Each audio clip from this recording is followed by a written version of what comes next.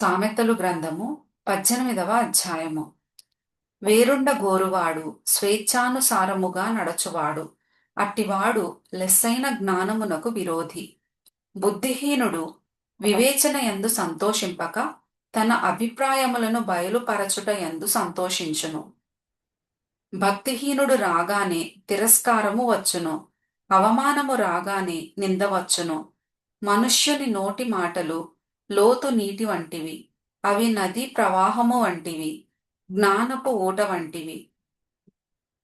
తీర్పు తీర్చుటలో భక్తిహీనుల ఎడల పక్షపాతము చూపుటయు, నీతిమంతులకు న్యాయము తప్పించుటయు క్రమము కాదు.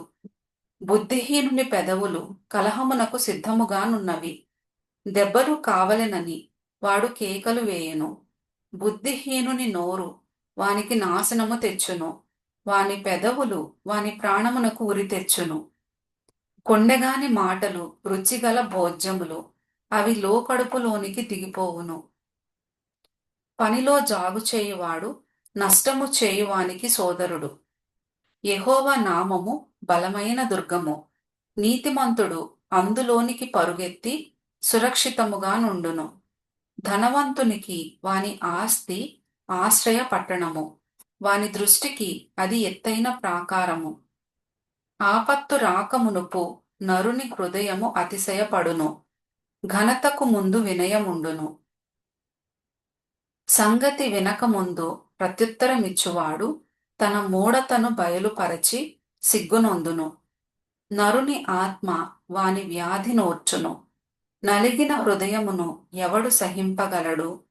జ్ఞానుల చెవి తెలివిని వెదకును, వివేకము గల మనస్సు తెలివిని సంపాదించును. ఒకడు ఇచ్చు కానుక వానికి వీలు కలుగజేయును, అది గొప్పవారి ఎదుటికి వానిని రప్పించును.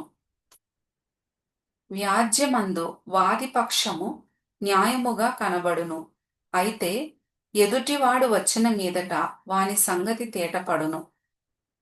చీట్లు వేయుట చేత వివాదములు మానును, అది పరాక్రమశాలులను సమాధానపరచును. బలమైన పట్టణమును వశపరచుకొనుట కంటే ఒకని చేత అన్యాయము నొందిన సహోదరుని వశపరచుకొనుట కష్టతరము. వివాదములు నగరు తలుపుల అడ్డగడియలంత స్థిరములు. ఒకని నోటి ఫలము చేత వాని కడుపు నిండును, తన పెదవుల ఆదాయము చేత వాడు తృప్తి పొందును. జీవమరణములు నాలుక వశము, దాని యందు ప్రీతిపడువారు దాని ఫలము తిందురు. భార్య దొరికిన వానికి మేలు దొరికెను, అట్టివాడు యెహోవా వలన అనుగ్రహము పొందినవాడు. దరిద్రుడు బతిమాలి మనవి చేసుకొనును, ధనవంతుడు దురుసుగా ప్రత్యుత్తరమిచ్చును. బహుమంది చెలికాండ్రు గలవాడు నష్టపడును, సహోదరుని కంటెను ఎక్కువగా హత్తియుండు స్నేహితుడు కలడు.